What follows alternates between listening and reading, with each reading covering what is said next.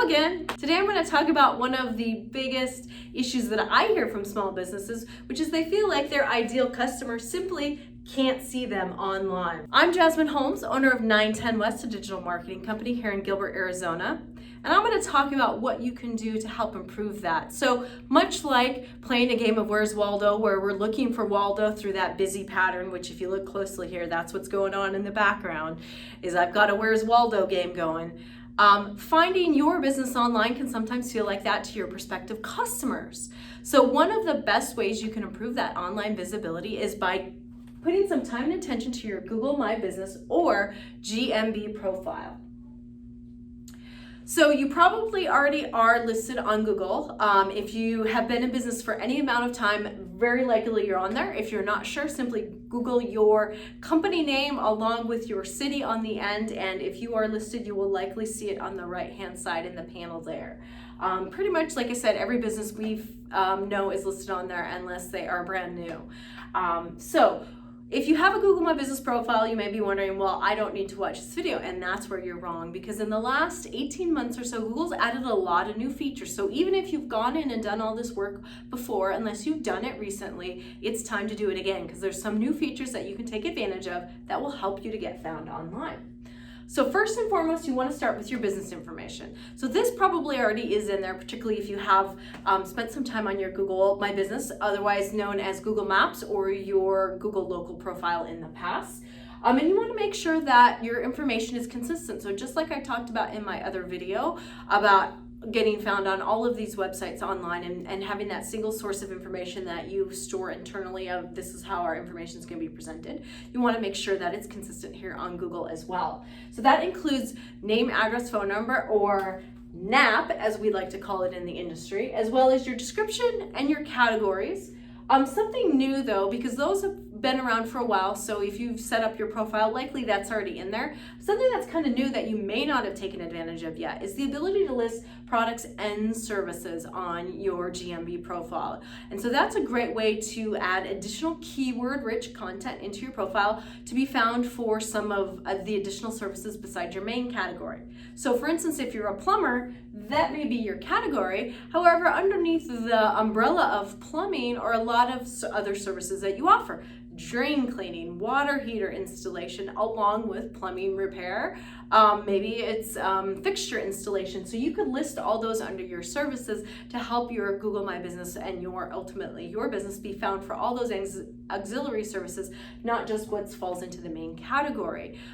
Products are even better because they allow you to link back to the website. So if you've got products that you want to sell, you can link right back to that product on your website and facilitate that sale even further. So absolutely, if you haven't looked at your profile in a while, log in there and add some products and services in there and see if that doesn't improve your visibility for those items.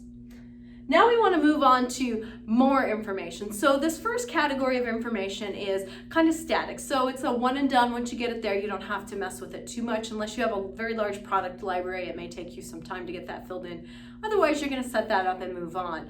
Why I put more business info in its own category, because this is information that you don't really do one time, but you need to be adding to it over time. So photos and videos are huge for online visibility on Google, and that's something where if you don't have any photos, absolutely get some in there, but you also want to be adding some new photos over time. So photos of your team members are great to include, photos of your business if you have a physical location, or samples of your work.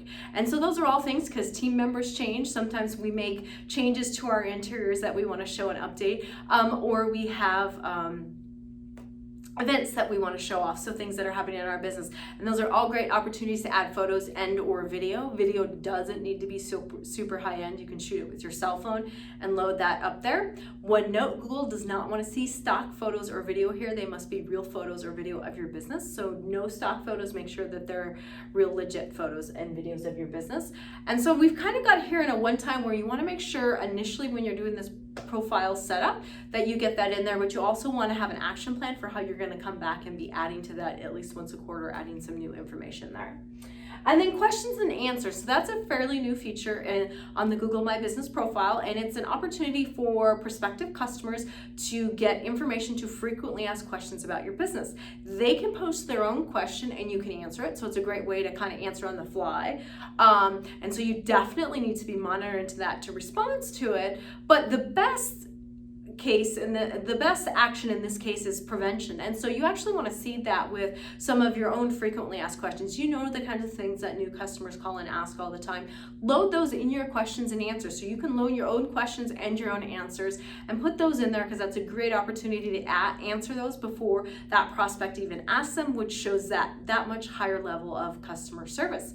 It also prevents, because anybody can submit a question and anybody can submit an answer. It helps prevent you getting really dumb questions and really dumb answers that sometimes happen in there. If you do get a dumb answer to a visitor submitted question, you can always post your own answer as well, which will help supersede that. So questions and answers, again, kind of a one-time setup in that you want to seed some in there initially, but also something you want to be feeding and adding to over time and checking over time. So both of these items, and you'll see at the end, our last step is rinse and repeat, because some of this is you set it up initially, but you definitely need to be monitoring, checking, and adding to it over time.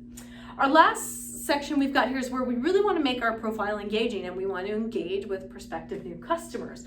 So that is first and foremost reviews. The single most important thing you can do online is get some online reviews, particularly on Google. So if you don't already have a system in place for asking for customer feedback and collecting reviews, you absolutely should go out and do that and point them towards your Google profile, because while there are a lot of other places you can collect reviews, you're going to get your biggest bang for your buck, at least right now, by getting as many as possible on Google. So if you focus on one place for reviews, focus on Google. You should also be responding to those reviews, positive or negative. Particularly the negative ones we want to address to show that you're aware, but also with positive, make sure you're responding to those reviews. It's a great way to interact with customers after the sale. And then posts. So those are a little bit like posts on social media, but what we found there is you don't want to take the same approach that you do with social, because while social is much more of a conversation, because the customers are just sort of discovering you. On Google, they're generally finding you because they're much closer to a search buy intent, meaning they're much closer to being ready to pull the trigger. And so what you want to do is have your posts really drive towards that end. So if you do specials or events at your business, posts are fantastic for promoting those. If you're a business that doesn't do a lot of that, never fear. It's also a great way to promote your products and services. And here's the great thing with posts, what we do with a lot of our customers is we'll have like 4 to 6, like a handful that we just kind of rotate through. So unlike social media where you're constantly trying to find new content, a lot of times what we're doing with posts is we just have a few that we circle through. We have a couple of clients that have really nice new customer offers. So we just rerun that every couple of weeks to help generate those new customers. And then lastly, you want to rinse and repeat. So these items here are number 2 and number 3. So photos and video, questions and answers, reviews and posts. While you do want to make sure when you're initially setting up your profile that you've got that all seated in there, you also need to be checking that. We recommend on a monthly basis. You can set up where you can receive notifications as well, so you can handle those right on the fly, but also check on a monthly basis, add some new photos in once a month, add some new, update your posts, make sure they're posting, add in some new questions and answers, respond to any reviews. Negative reviews, you definitely want to respond to much more quickly right away, but your positive reviews, if you're busy, a lot of small business owners are once a month just going through and posting some responses to those positive reviews can be a great use of your time. And so that's what you need to do to optimize your Google My Business profile. So I'm really excited because we've been working on a challenge to help you go through this process. And so if you will sign up below, put your name in the email box, you will be notified when that challenge is available. And we've got a little 4-week course that's going to walk you through this step by step on how to get this all done. So if you're not sure where to start, join us, come in, let's get everybody's Google My Business profiles all updated and nice, and we will have some awesome prizes. So everybody who participates will be put into a drawing, and we're going to draw a winner out of that who's going to get some great prizes there as well. So sign up, join our challenge coming soon, or follow my tips here today and get your Google My Business updated, and you will no longer have customers saying they can't see you, and they will be all about finding you. Thank you so much. Have a great day.